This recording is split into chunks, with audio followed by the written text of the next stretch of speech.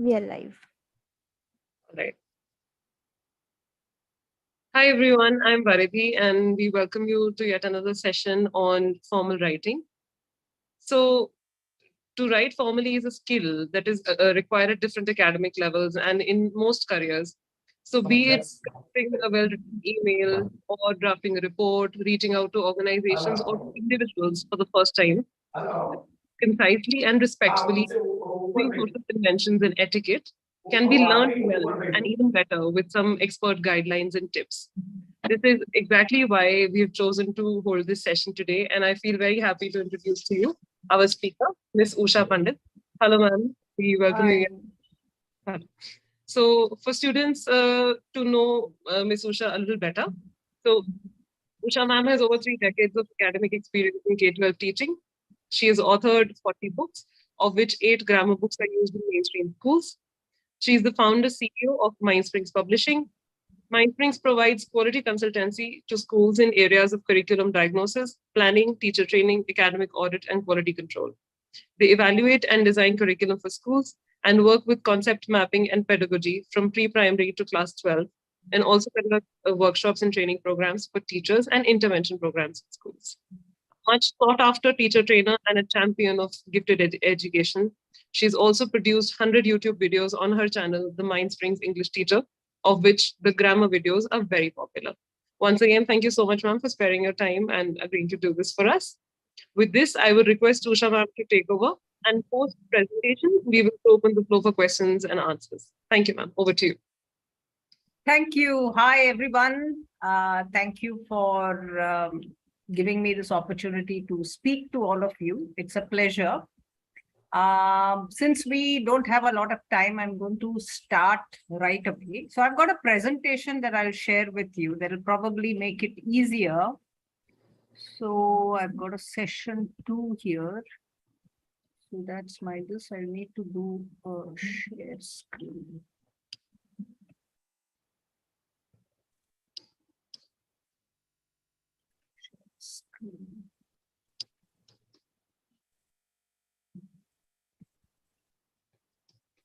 Yeah, there we go. So, okay, great. So today we are going to do, last time I spoke to some of you, if you were there last time, about speaking skills. So speaking skills are extremely important, but so is writing. So when you look at writing, writing is the first point that people will judge you on, or people will know you when you make an application to a college, or when you make an application for a job. So at several points in your life, formal writing becomes extremely important. Okay, so this is a lesson that all of you must listen to very carefully, and of course ask questions and practice. Okay, nothing comes without practice. So today we're looking at formal writing. We're looking specifically at reports, letters, and emails. Reports, of course, being very important, especially if you are going to take up a job, your projects, your presentations, all these, you need reports, and letters is something you will write all your life. Even on your deathbed, if you want to change your will, you will write a formal letter. It is that important, okay? Very often in schools, it's not given a lot of weightage, and a lot of time, letters, marks are spent on where you write your address and where you put your date, and how you, whether you write yours truly without a comma. And they do all kinds of things, and they throw 4 and 5 marks without looking at the content of the letter. The content of the letter is extremely important. The tone of the letter is important, but these things are not taught. So this lesson for some of you might be a very useful one. So let's begin right away. So let's look at first at the why and how of formal writing. Okay. So informal writing, like stories, dialogues, novels, plays, or so on, are done from primary, and very often they are continued in the secondary. And if you have a choice between a story and formal writing, then people tend to teach the story writing so that students get marks. But marks will only take you that far. See, once you apply for a job, once you apply for a for any position, you need formal writing. So you're not going to be able to, do it with storytelling. Nobody will ask you to write a story at any point in your life. Trust me. So if you've spent huge amounts of time in story writing, then that would have been a waste. But formal writing will come in useful at all times, will impress people, will get you those promotions, will take you far. So therefore, formal writing is extremely important. Think beyond exams and start thinking in terms of the future where this skill is going to be very important. So formal writing is what all adults need, beginning with board exams to the end of life, and it's very important. It has rules. So let's see what the rules are. So first of all, formal writing is concise and precise. It's also called academic writing. It's also called business writing. And why is this concise and precise? It's concise and precise basically because nobody has time. So if I want to tell you something which is business oriented, you are a very busy person on the other side. I can't waste your time by talking about everything or expressing myself in such a complicated manner that you don't get it. You don't understand what I'm saying because I've said so many things, you're confused. So concise and precise gives it clarity. Okay, so how are we going to achieve this? There are certain things we must avoid. One is short forms, like as ASAP, things like that, where people put please, PLS, this kind of short forms, abbreviations like ETC point, all these kind of things. Don't write ETC, write and so on. That is good. Don't write contractions like can't with an apostrophe that where you shorten it, write cannot. Don't write colloquialisms like stuff or slang like guy. These kind of things must be completely avoided in formal writing. You should not have exclamations like wow, oops, no way. Or superlatives like fantastic, awesome. These are the kind of things that we use in speech. So your speech work must not come into your writing work. Personal pronouns like I am this, I am that, you please do. This sort of language with personal pronouns should be avoided as far as possible.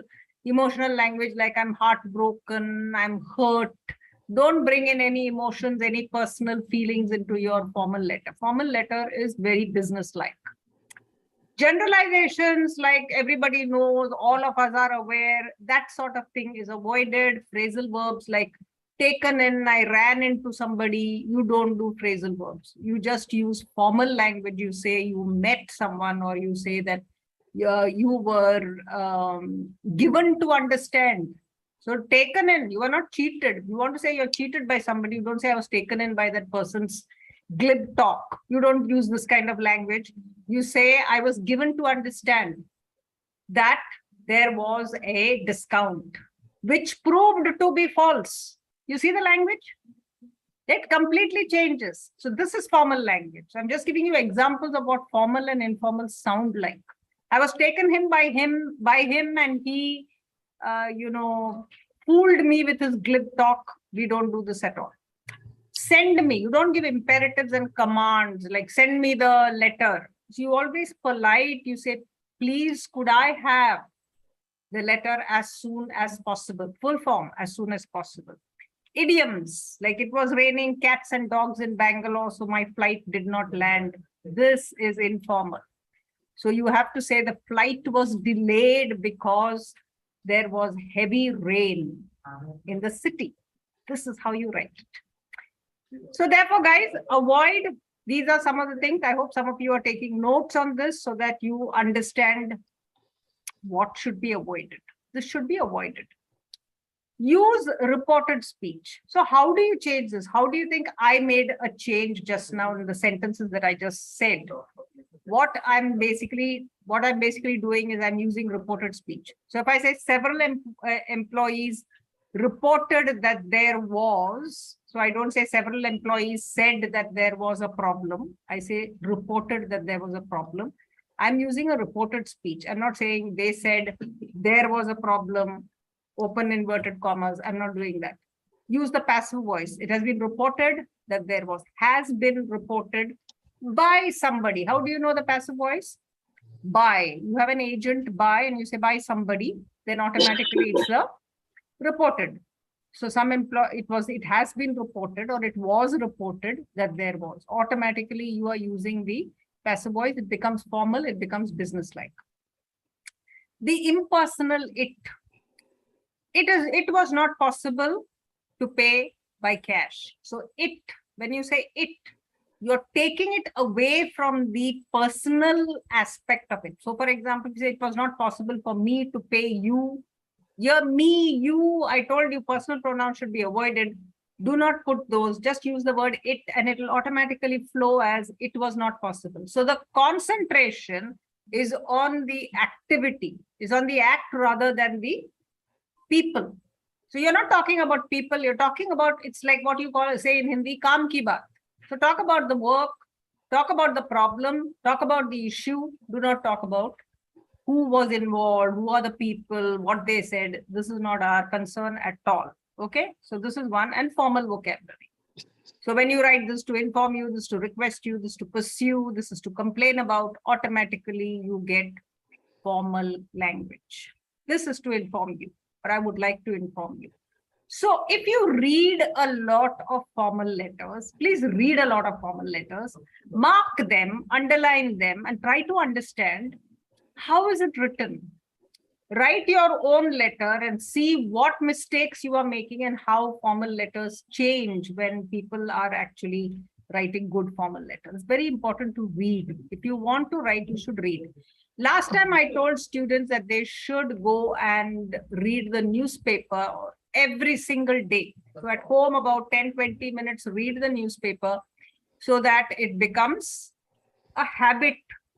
Now, what happens in the newspaper is you've got a lot of reported language, because at the end of the day, the newspaper is a reporting agent, right? So you've got formal language sitting in your newspapers, and it will become part of your lexicon. It will become part of your vocabulary. It will become part of your expression and structure of sentences. All this will happen together simply because you are reading that newspaper aloud, not in your mind. If you read in your mind, you'll miss out words. And if you miss out words, then structures are lost. So don't do that. Read it 20 minutes. Do every day, like exercise, like how you go to the gym or you do yoga. Read the newspaper for 20 minutes. This is what I advise you to do. Automatically, your vocabulary, your structures, everything will become better. Now let's look at report writing as a life skill. Okay. So purpose of report writing is to report an event, to inform, to analyze, to influence. These are the reasons why we report anything like an event.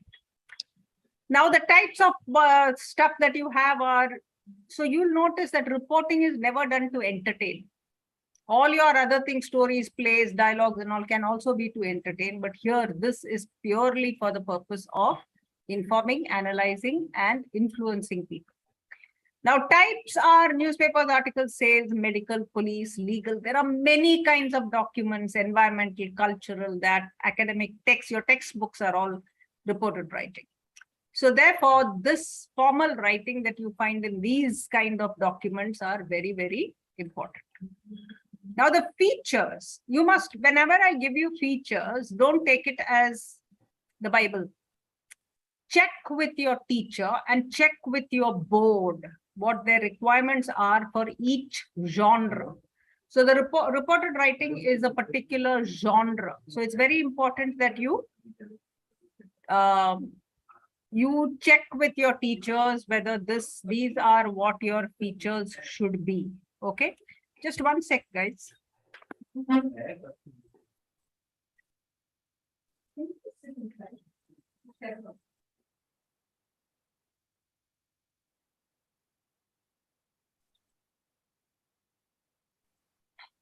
Sorry about that. There was some disturbance. I thought we should stop it. So title and byline is where you write the title of the report and then you write by whoever. The key points. Now, the key points are very simple. If you remember these questions, you know what to write in a report. And this is something that will come in useful throughout your life. Even if you're in an office trying to write a report because you went to Paris and attended some conference and you have to give a report to your boss, these questions will come in very handy. So it is basically what, when, where, your first this thing, why, how, who was involved, and how did it end. This is what you're basically answering in a report. Okay, so keep these questions in mind. The topics can be school events, can be conferences, projects, processes, accidents, thefts, anything. It can be positive or it can be negative. You can report on anything. The school fun fair is also a report, and a report can also be on a very high level meeting that you attended and you have to report back to your office. So it can be many things, okay? But the writing is formal. Topics are, so I gave you the topics. One factual event is all that you will take. So you don't take 3-4 events and talk about. You don't talk about a fun fair also, and at the same time talk about how you collected the funds and then talk about something else that is going to happen tomorrow. You don't do this. You just take one event and you talk about it in a report. It could be positive, negative, planned or unplanned. An accident is not planned, it's unplanned, but you will still report about it. Now, what you need is a chronological sequence. Chronological means date-wise or time-wise. First things first. You can't do anything else. You must put it in order so that it's very clear what happened. Action verbs are important. Descriptive adjectives are important. Narrative past tense. Because the event is in the past, so you have to use the past tense. Timeless present tense. Timeless present tense is where you use a present tense for something that is factual. So if you say bears are carnivorous animals in a report about bears, then you will use this are. You will use a present tense. You won't say bears were. They didn't become suddenly carnivores today. So you have to be careful with the timeless present tense. But it's only for scientific facts and for some things that never change. Okay. Passive voice, as I told you, is important. Shorter sentences. There should be no run-on sentences. You don't say and. You don't go on continuing 3-4 thoughts that are strung together by the conjunction and. Don't do that. You know what? When you get these features, take a look at some of your old writing and see if you're making these mistakes. Because if you are making these mistakes and you have not been corrected by your teachers, you can correct yourself. Okay, so these are really no-nos. There must be extreme clarity in what you write. Now, what happens when you put and then make it into 6 sentences? You kind of continue it with an and. What happens is clarity is lost because I've read one idea and then you've taken me to another one, then another one, then another one. By the time I come to the 4th one, I've forgotten the first one. So this is very dangerous. So clarity is important. Formal diction. No slang. So the diction, the sentences that you make have to be very, very formal. Can give an analytical or critical. In the conclusion, you can analyze the whole thing, or you can even be critical in the sense that you can make some suggestions. You can do all of those things at the bottom when you have finished the report. If you are coming back from a conference, you can say the conference could have been better managed, or the conference could have been longer or shorter. You can give some of those small suggestions at the bottom. In some cases, there'll be more suggestions and some there'll be less. But it should be based on evidence. Report writing is factual. You cannot make up anything in a report. You have to be quite factual, evidenced. Many of them will also expect you, if you give statistics, to make sure that you source it or you cite it, which means you have to say from where you have got those numbers. So this is basically your report writing as a life skill. But it is a life skill. All your life, if you are going to work somewhere, or even if you run your own business, you will have to write reports. Language of formal letters. So now if you've understood report writing, I've done a video on report writing on my YouTube channel, The Mind Springs English Teacher. That's what the channel is called. Go and take a look, because I'm actually teaching with a board and you will find it more interesting, and there'll be some better examples also sitting there. So you might want to look at that. And of course, read reports and find out how they structure that report. So your report writing. Now, language of formal letters. Letters are another thing that are very important. Okay. So formal letters, as I told you, you will write till the end of your life. The tone of the letter must be appropriate. This is most important. So, for example, if you are seeking, I'm sorry, that spelling is wrong, seeking a refund, or you're asking, I'm sorry, that A is missing, asking for a refund, then your tone of the way you ask should be polite, informative, decisive. Information you have to give. Why are you seeking a refund? What did you buy? What went wrong with it? That has to be there. If that is not, then you're just saying, give me my money back. That letter will not have any impact. So, but at the same time, you can't say, what a rascal you are, you sold me rubbish stuff. You can't talk like this. This is slang, this is colloquial, and it is not polite. So even if you have been wronged, you do not lose your cool when you write a formal letter. It has to be very, very polite. And it has to be decisive. I would appreciate it if you sent the money to me at the earliest. That sort of, you can be very decisive without being rude. So this is very important. This is how you write for a refund.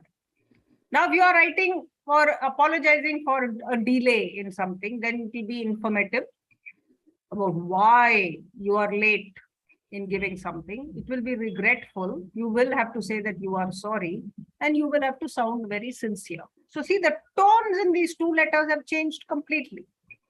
You don't want to sound regretful in the refund. Oh, I'm sorry, I didn't check it before buying. You don't do this. And you have to be sincere.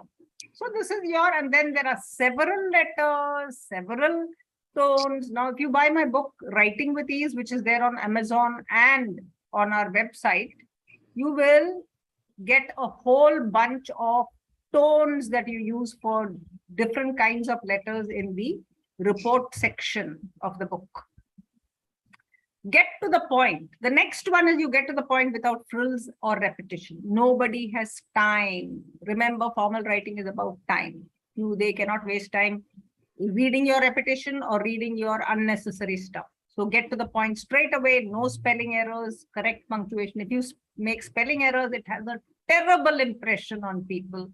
If your punctuation is wrong, for example, yours truly, there is no apostrophe. Dear sir, there's a comma, address endings all have commas.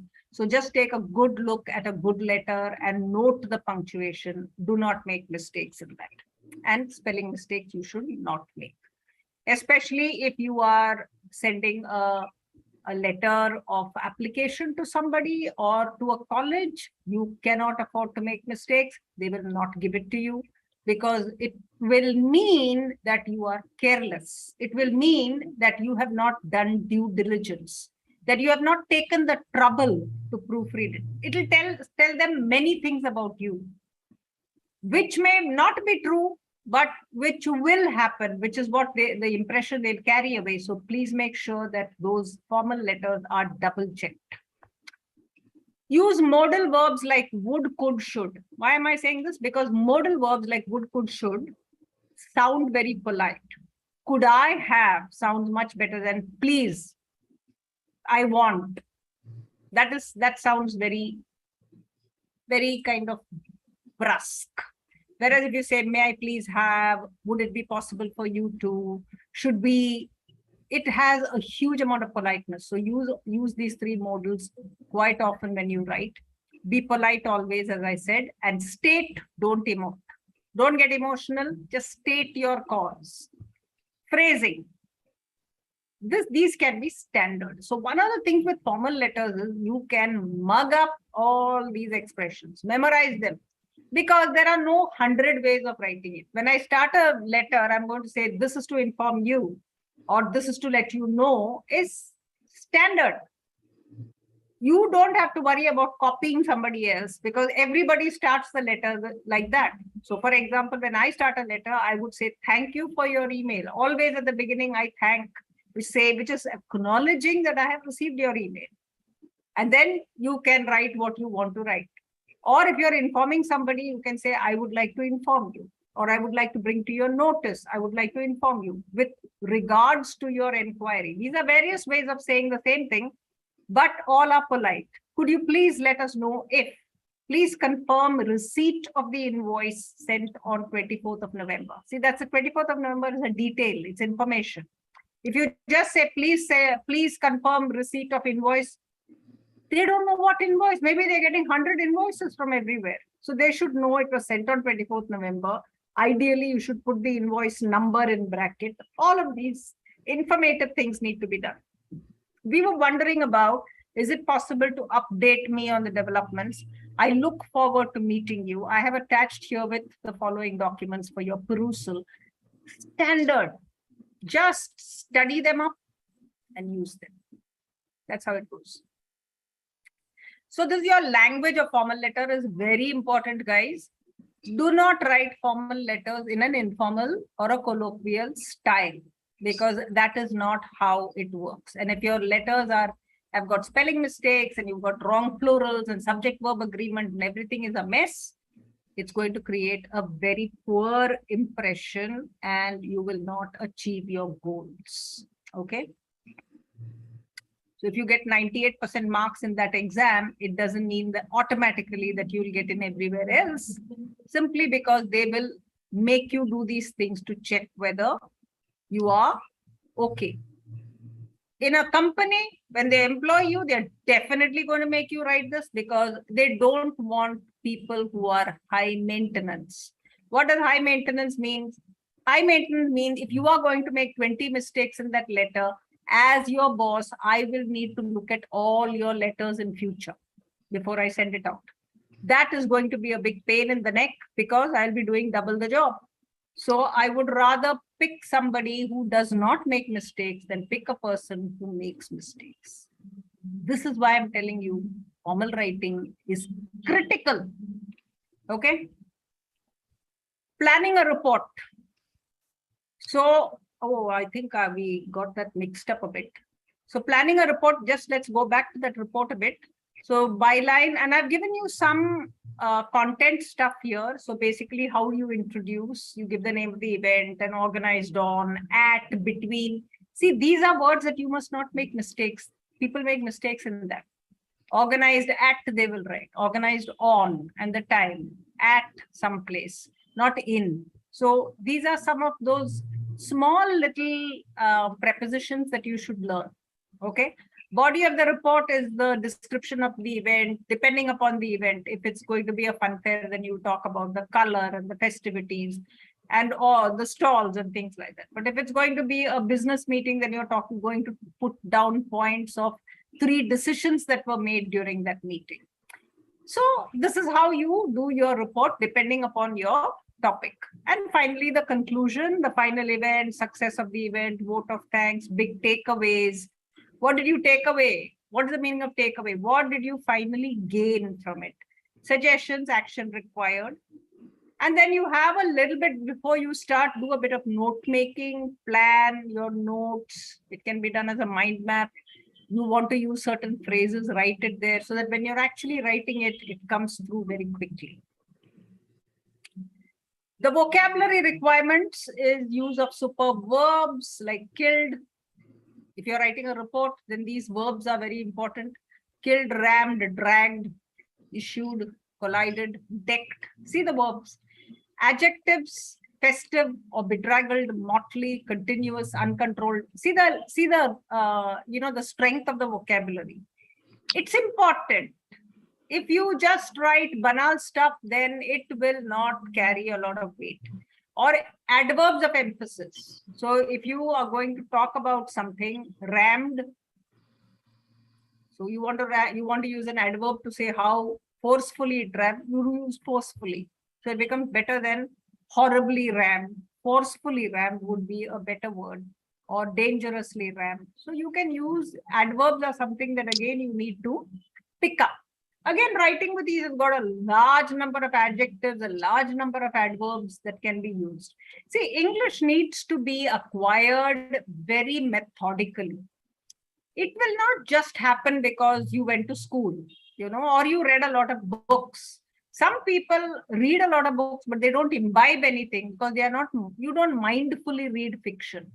But if you are reading a newspaper mindfully, you will pick up all these words. Succinct and precise words instead of phrases and colloquial terms. So I've given you a whole bunch of words there. Now, all these words can be said in a very colloquial way. So instead of accept, I can say take. Instead of facilitate, I might have to say a lot of words to say facilitate. If you say I facilitated the deal, instead of facilitate, I would have to say I made sure that both of them, came together and signed the deal or signed the paper, something like that. It will become too much. If I facilitated the deal, it becomes one shot, it's finished, it's a better word, and it has more clarity.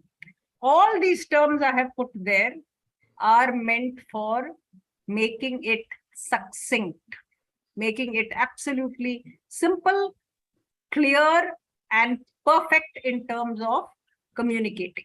So just take a look at some of these words, and they are good words, they're very impressive.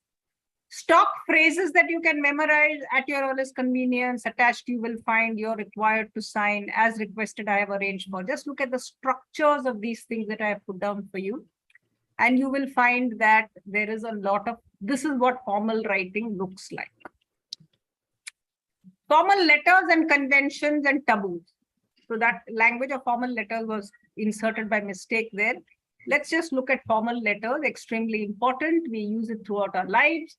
Emails have replaced formal letters. So in the email, you don't have, you don't have put your address and date and all that because it's already there in the email. But you do, the content of the email remains exactly the same. It can be shorter.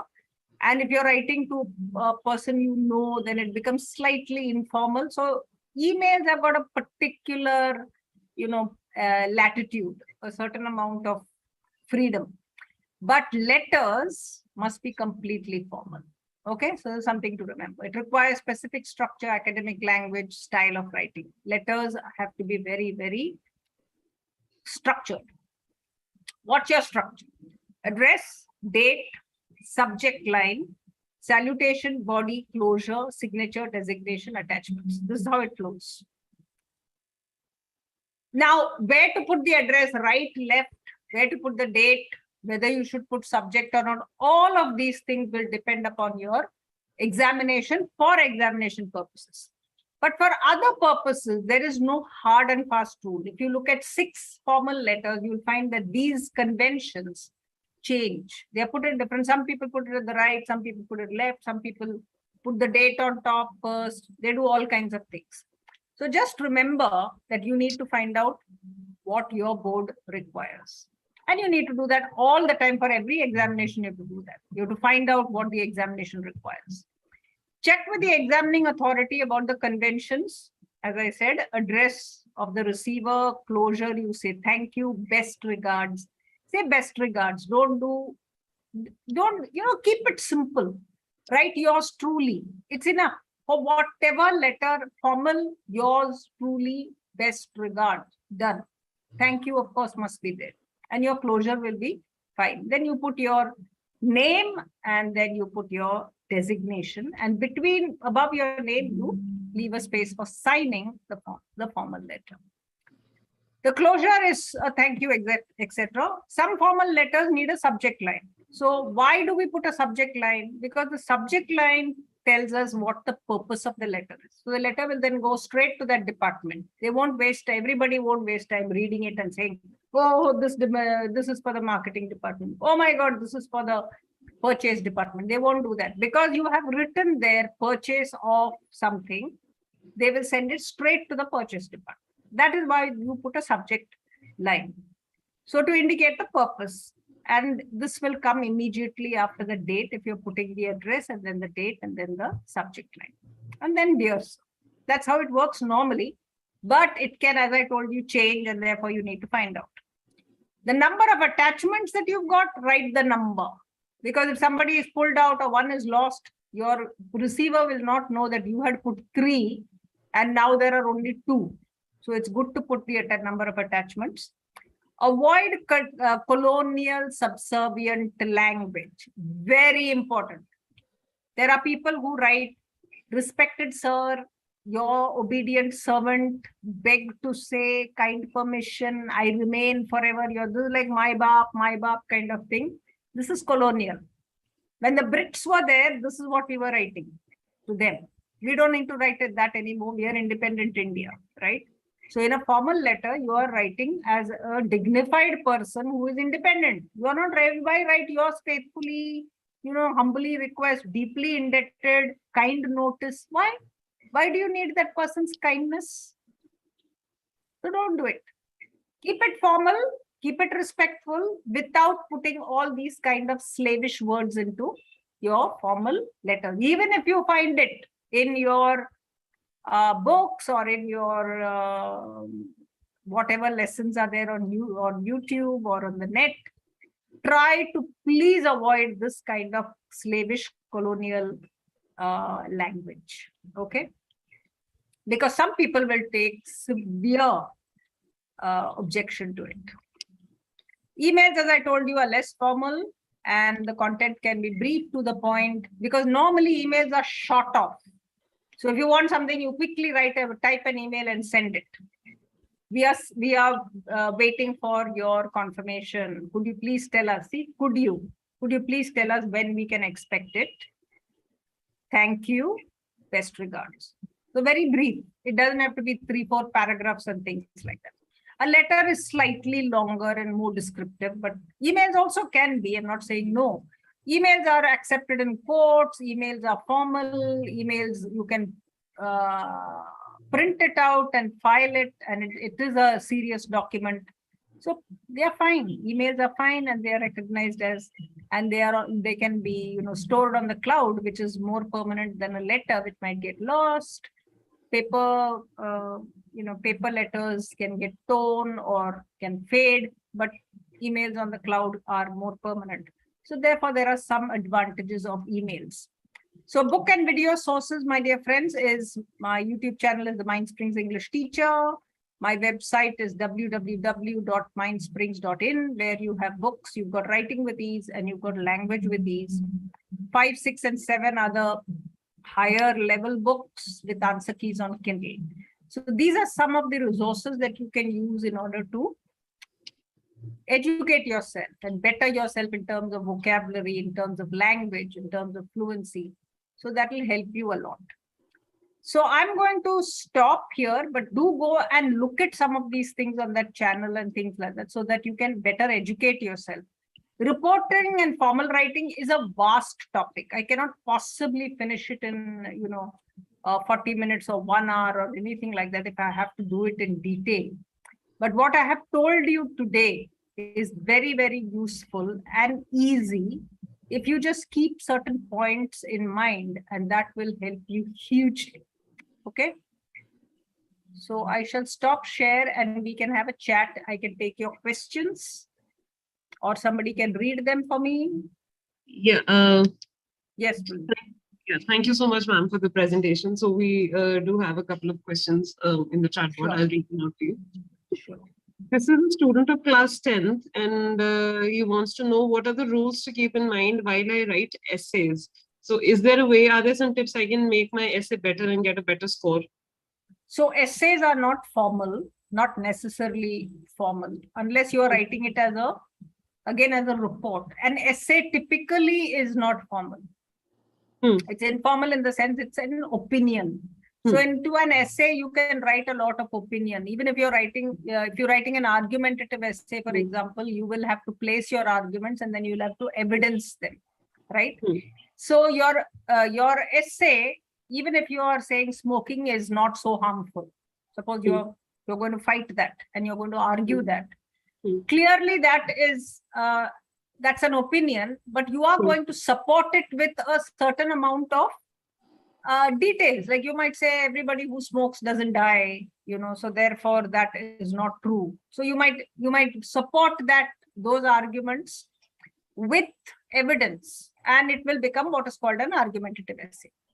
But that's not a report. That can never be a report. A report is something where you are reporting facts. So in a newspaper, if you have an accident, the person cannot put details of the accident that did not happen. He cannot make it a fantasy. He cannot add any masala into it. he has to keep strictly to the chronological details of the accident. So what happened, and then how did it end, and then what are his suggestions. So he'll have to report is very, very formal. So how to make essays better? Go again to my channel.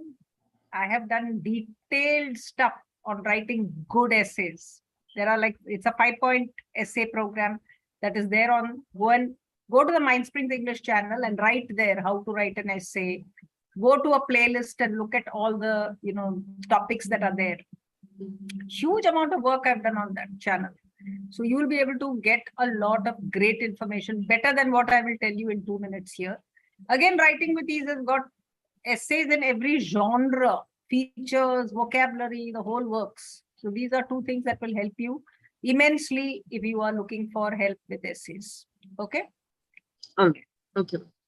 So the next student says, I am a student of mass communication and I'm interested in becoming a journalist. The question is that reports, depending on the nature and the intended audience, they have a certain structure, set structure to them. So what are the key points for writing a report that hold across sectors and types? Like I told you, like what I did just now with you was a general thing. Avoid slang, avoid what do you call it, abbreviations. Do not use short forms. Do not use contractions. Use passive voice. So all that I told you applies to general reporting that you will do. But if you are going to be a journalist, it depends on what kind of journalist you're going to be. So there's not one kind of journalist. Are you going to report political stuff? Are you going to be a Bollywood reporter? Are you going to review films? There are so many things, isn't it? So it's very hard. But what I told you just now, this half an hour, what I just told you about the do's and don'ts of reporting, what to avoid and what to use in reporting, that applies across the board. So whatever you're reporting, you cannot write a story on it. Now, in a report, for example, some investigative reporting, in order to make it more, interesting and exciting, they might start with an anecdote. You would have seen that, but it still will not be, it will have a purpose. So it will be like an illustration. It'll be like a story that you are writing, a personal interest story that you're writing on top in order to reach a particular message or to talk about something more serious. So if I'm going to talk about the Bilkis Banu case, then I might actually write a small detail about what I might relive that scene in the first paragraph of how she felt when she found those men coming towards her, or what she went through. I might write that almost in a narrative story-like thing, but eventually my report is going to be based on some very strong points that I intend making upon justice. So you see what I'm saying? So report is not of one kind. Like I told you all the other various things that are there. There are newspapers, there are articles, there are legal, there are medical, there are cultural reports. There are thousands of reports. So depending on what you want to go in for, you will have to look at what conventions you want to use. However, what I told you about formality remains the same. You cannot make it informal. You cannot make it friendly, that sort of thing, where you put a lot of frills and you add on great descriptions. You can't do that sort of stuff in informal writing. But it all depends on what you want to do after mass communication, which line you want to pick up. Okay. All right. So the next question comes from Pranav. He says, is it advisable to write anecdotes or proverbs while writing essays in school? Or why are you guys talking about essays? I would have done essays if I knew this. We're talking about formal writing. See, what is happening to you is you are in an examination mode, which is fine. But that exam is over. After the 12th, nobody will tell you to write an essay. Nobody. Maybe you have to write an essay to get into college. Maybe, maybe to a foreign university, you will have to write an essay. But that will be a personal essay. because they want to find out who you are. They want to find out, even that I have done. So take a look at the Mindsprings English channel and you'll find a lot of stuff, because they are not interested in your 98% marks. So they will make you write a personal essay in order to find out. So they will say that you talk about, a time in your life when you went through a crisis. That might be your essay topic. So how are you going to write that essay? So the 5-paragraph essay I've actually discussed in detail in that place. Please go and take a look at it. But more importantly, for that kind of essays, they are looking at character. They are looking at resilience. They're looking at empathy. They're looking at big items like that. They are not trying to find out whether you can write good English. So there is a purpose. So you should understand the purpose for why you are writing things. But if you are asking me for your 12th and 10th grade exam, it's very short term. Your letters and your reports and your presentations and all these things will be far longer in terms of shelf life, which nobody will teach you. That's a tragedy. Once you finish all these exams, then you go up and then you get into that place. Who is going to teach you these skills? That is where you'll feel the pinch. See, when you write something and somebody criticizes it and says, what's the meaning of this? Is this how you write a report? It will hurt. So you have to be very careful. And those are not things that will come immediately to you. As soon as I enter the campus, suddenly everything falls in place. It doesn't happen like that. And if I say, no, I'm going to start today, it's not possible. So start now on those skills. Okay? And so, ma'am, another student asks, if I have to write a cold email for seeking an internship at any organization, what could be some good ways of introducing myself? I mean, what could be the... So you will still have to be, it will still have to be a formal email. You will, if I were asking for, what did you want? Assignment? An internship.